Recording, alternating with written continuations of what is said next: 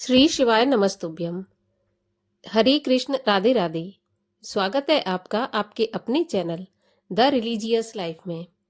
भोलेनाथ की कृपा आप पर और आपके परिवार पर हमेशा बनी रहे। दोस्तों, कल के वीडियो में आपने शिव पुराण के प्रथम अध्याय की कथा का श्रवण किया था। आज के वीडियो में आप शिव पुराण के द्वितीय अध्याय की कथा का श्रवण करेंगे। वीडियो शुरू करने से पहले आपसे अनुरोध है कि अभी तक अगर आपने चैनल को सब्सक्राइब नहीं किया है तो कृपया चैनल को सब्सक्राइब कर लें और आगे की कथा सुनने के लिए घंटी के बटन को भी दबा दें। वीडियो अच्छा लगे तो वीडियो को लाइक अवश्य करें और ज़्यादा से ज़्यादा शेयर करें। साथ ही कमेंट बॉक्स में हर हर महादेव लिखना न भूलें। तो चलिए अब हम शुरू करते हैं दूसरे अध्याय की कथा। ऋषि गणों की बात सुनकर परम पौराणिक अत्यंत प्रसन्न हुए और थोड़ी देर तक भगवान श्री शंकर का ध्यान करने के पश्चात बोले, वत्स शौनक तथा अन्य ऋषिगण, आप लोग धन्य हैं जो कि आप लोगों ने ऐसा त्रिलोक हितकारी उत्तम प्रश्न किया है। सुनो, मैं आपके सन्मुख भगवान शंकर की वह कथा कहूंगा जिसके सुनने से कलिकाल में समस्त पाप नष्ट हो जाएंगे। भगवान शंकर का यह चरित्र कली के पापों का नाश करने वाला, परमार्थदायक और वेदांत सार का भी सर्वस्व है। भगवान शंकर के चरणों में प्रेम करने वाला अनेक पापों को नष्ट करके परम पद को प्राप्त होता है। उनका यश गान करके लाखों मनुष्यों को मोक्ष की प्राप्ति हो चुकी है। मस्तक पर भस्म का लेप करके भगवान शंकर का ध्यान करने से अवश्य ही शिवलोक की प्राप्ति होती है। उनको नमस्कार करने वाले व्यक्ति पुत्र पौत्र आदि को प्राप्त करते हैं और भगवान शंकर के भक्त तहघात, हिंसा, मदिरापान और व्रत तोड़ने इत्यादि जैसे पापों से मुक्त हो जाते हैं। अतः प्रत्येक मनुष्य को चाहिए कि संसार का दुख रूप जानकर भगवान श्री शंकर का ध्यान करे। संसार का त्याग करने वाले, वेदों को पढ़ने वाले और माया से रहित मनुष्यों को भगवान शंकर का ध्यान करना चाहिए। संसार के दुखों से छुटकारा पाने के इच्छुक मनुष्यों को त्रिशूलधारी भगवान श्री शंकर का ध्यान करना चाहिए। शौनक इत्यादि ऋषिगण परम पौराणिक श्री सूत जी के ऐसे वचन सुनकर हाथ जोड़कर बैठ गए और फिर ऋषि मंडल की ओर महर्षि शौनक ने प्रश्न किया कि भगवान श्री शिवजी महाराज निर्गुण हैं तो सगुण रूप कैसे हुए, यह आप हमें बताइए। भगवान शंकर ने संसार को क्यों उत्पन्न किया और फिर वह स्वयं कैसे उत्पन्न हुए? क्या प्रलय के समय सिधार करने के लिए भगवान किस प्रकार अवतार धारण करते हैं और अपने भक्तों के वश होकर उनका किस तरह से कल्याण करते हैं? भगवान, गुरु कृपा से आप भूत, वर्तमान और भविष्य सभी के संबंध में जानते हैं और माता पिता, गुरु तथा हितैषी भी हैं। संसार में अपने समान विद्वान और संयम आदि नियमों का पालन करने वाला कोई नहीं है। आपने भगवान से सब कुछ श्रवण किया है और सौभाग्य से आपसे भेंट भी हो गई है। बिना सौभाग्य से भला आपका दर्शन कहाँ प्राप्त होते हैं प्रभु? आप कली के पापों का नाश करने वाली परमार्थदायक भगवान शंकर की परम शक्ति तथा पवित्र कथा सुनाइए। ऋषिगणों के ऐसे वचन सुनकर श्री सूत जी अत्यंत प्रसन्न हुए और बोले कि हे ऋषिगण, जो प्रश्न इस समय तुमने मुझसे किया है यही प्रश्न देव ऋषि नारद ने अपने पिता श्री ब्रह्मा जी से किया था। श्री नारद जी को ब्रह्मा जी ने जो कुछ बताया था वो मैं तुम्हें बताता हूँ, ध्यान पूर्वक सुनो। हे ब्राह्मण देवताओं, एक समय की बात है कि देव ऋषि नारद तप करने के लिए हिमालय पर्वत पर जा पहुंचे और पतित पावनी गंगा के तट पर एक सुंदर स्थान पर मौन होकर कुछ दिनों में पूर्ण होने वाला तप करने लगे। देव ऋषि नारद के उग्र रूप को देखकर इंद्र भयभीत हो गया और उसने सोचा कि शायद देव ऋषि नारद उसके राज्य को हथियाने के लिए तप कर रहे हैं। अतएव उसने कामदेव को बुलाकर कहा कि मित्र, मैं तुम्हारी सहायता चाहता हूँ।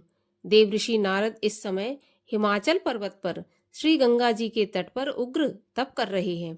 कहीं वह मेरे राज्य को ही न हथिया लें, अतः तुरंत ही हिमालय पर्वत पर पहुंचकर उनके तप को खंडित कर दूं। देवराज इंद्र की बात सुनकर कामदेव ने अपनी सेना को साथ लिया और उस स्थान के लिए रवाना हो गया जहां पर देवऋषि नारद तपस्या कर रहे थे। कामदेव ने वहां पहुंचकर अपनी माया द्वारा सुंदर बगीचे की रचना की। शीतल मंद मंद सुगंध मल्ल पावन चलने लगी। कोकिला इत्यादि पक्षी मीठी मीठी बोलियां बोलने लगे। फिर काम कला में परम प्रवीण अप्सराएं कामवर्धक नृत्य एवं हाव भाव मिलित गीत सुचारू रूपेण करने लगी। लेकिन देवऋषि नारद की समाधि भंग नहीं हुई। इसमें देवऋषि श्री नारद जी को कोई बड़ाई नहीं थी, क्योंकि उस स्थान पर इससे पहले भगवान श्री शंकर जी भी उग्र तप कर चुके थे। यहीं पर भगवान श्री शंकर पर कामदेव ने चढ़ाई की थी और उनके द्वारा वह भस्म हो गया था। तब दयालु और कृपालु भगवान शंकर ने उनकी पत्नी रति का दुख सहन न कर सकने के कारण उनको पुनः जीवित कर दिया था। लेकिन जीवित करने के साथ ही उन्होंने रति से कह दिया था कि मैं इस समय तुम्हारे पति को जीवित तो किए देता हूं, परंतु इस स्थान पर कभी भी इसका प्रभाव नहीं पड़ सकेगा। अतएव देवऋषि नारद भगवान शंकर की कृपा से बच गए और कामदेव हर तरह की कोशिश करने पर भी उसका तप खंडित नहीं कर सका। कामदेव असफल होकर इंद्र के दरबार में वापस पहुंचा और जो कुछ भी बीती उसे सुनाई। इंद्र भगवान शंकर की न समझ सका और उसने नारद जी की तपस्या के लिए उनकी प्रशंसा की। तपस्या समाप्त होने पर नारद जी को कामदेव पर विजय पाने के कारण अभिमान हो गया और वे भगवान शंकर की सेवा में उपस्थित होकर अपने तपश्चर्या की कथा को तथा कामदेव पर अपनी विजय पाने के समाचार को बहुत घमंड के साथ भगवान श्री शंकर को सुनाने लगा। भगवान शंकर ने सारा समाचार सुनकर देवऋषि नारद से मुस्कुराते हुए कहा कि हे ऋषिराज, आप धन्य हैं, किंतु मेरी एक बात मत भूलिए। कामदेव पर विजय पाने का समाचार जो कि आपने मुझे सुनाया है, किसी और देवता को मत सुनाइएगा। विशेषकर यह बात भगवान श्री विष्णु के पूछने पर भी उनसे मत कहना। सूत जी बोले, हे ब्राह्मण देवताओं, भगवान श्री शंकर जी ने श्री नारद जी का सही तौर पर पथ प्रदर्शन किया था, परंतु शंकर जी की बात नारद जी को अच्छी नहीं लगी। वहां से चलकर वह अपने पिता श्री ब्रह्मा जी के पास पहुंचे। उनको प्रणाम करके अपनी तपश्चर्या की सफलता का समाचार तथा अभिमान के साथ कामदेव पर विजय पाने का सब समाचार कह सुनाया। ब्रह्मा जी ने भगवान श्री शंकर का ध्यान किया और असल मामला क्या है सब जान गए। ब्रह्मा जी ने भी उनको यह वृत्तांत अन्य देवताओं को सुनाने से मना किया और भगवान श्री विष्णु जी से कहने के लिए भगवान शंकर के समान ही मना किया, परंतु नारद जी के मन में अहंकार उत्पन्न हो चुका था, इसलिए उनको श्री ब्रह्मा जी की भी यह बात अच्छी नहीं लगी और वहां से चलकर विष्णु लोक पहुंचे। भगवान श्री हरि ने उनका आदर सत्कार करके कहा कि आप कुशल मंगल से हैं। इस पर नारद जी ने विष्णु भगवान के सामने अपनी तपस्या में सफलता पाने और कामदेव पर विजय पाने का समाचार बड़े अभिमान के साथ कहा। नारद जी की बात सुनकर भगवान श्री विष्णु मुस्कुराकर कहने लगे कि भगवान शंकर की मोहिनी माया परम धन्य है। आप तो ब्रह्मचारी हैं, भला कामदेव आपका क्या बिगाड़ सकता है। भगवान श्री विष्णु की बात सुनकर नारद जी बोले, प्रभु, यह सब आपकी कृपा का ही फल है।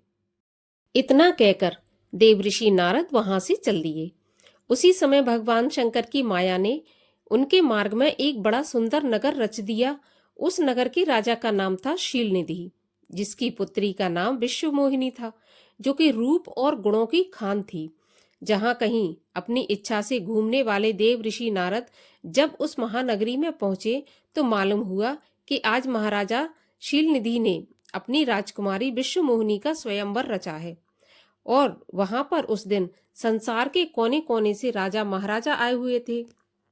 उस नगर में पहुंचकर जब देवऋषि नारद ने स्वयंवर का समाचार सुना तो वह भी राजा के महल में जा पहुंचे। राजा ने श्री नारद जी का आदर सम्मान किया। राजा ने अपने सिंहासन पर से उठकर नतमस्तक होकर प्रणाम किया और अपने सिंहासन पर उनको बिठाया। राजकुमारी को बुलवाकर उससे भी देवऋषि के चरणों में प्रणाम कराया। नारद जी राजकुमारी विश्वमोहिनी को देखते के साथ उस पर मोहित हो गए और उन्होंने उसके शरीर के लक्षण को देखकर जान लिया कि इस देव सुंदरी का वर अजर और अमर अविनाशी होगा। राजा उसकी कन्या को आशीर्वाद देकर वहां से चल पड़े और चलते चलते सोचने लगे कि यदि मैं किसी प्रकार सुंदर और रूपवान होकर इस कन्या को वर लूं तो कितना अच्छा हो। ऐसा सोचकर उन्होंने तुरंत भगवान श्री विष्णु का ध्यान किया।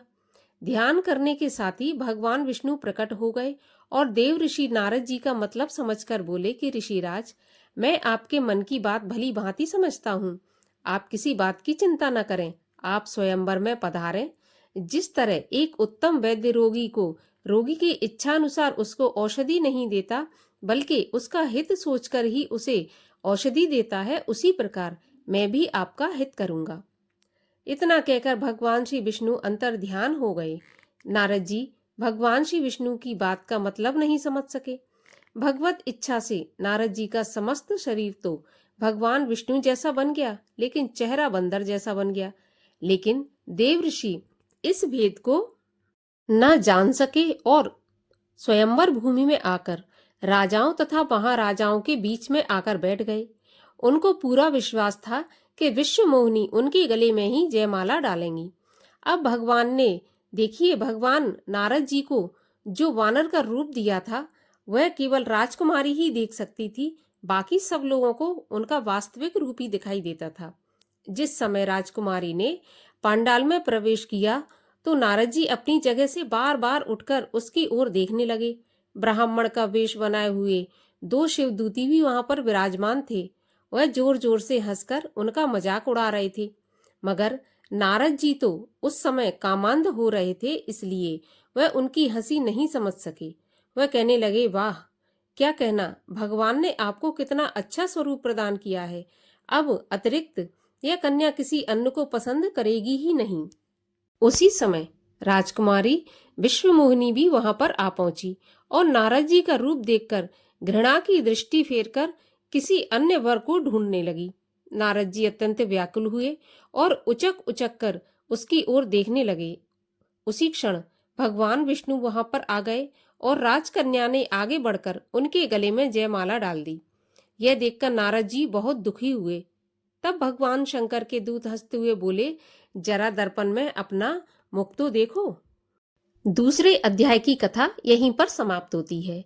अगले अध्याय की कथा सुनने के लिए कृपा करके चैनल को सब्सक्राइब अवश्य करें।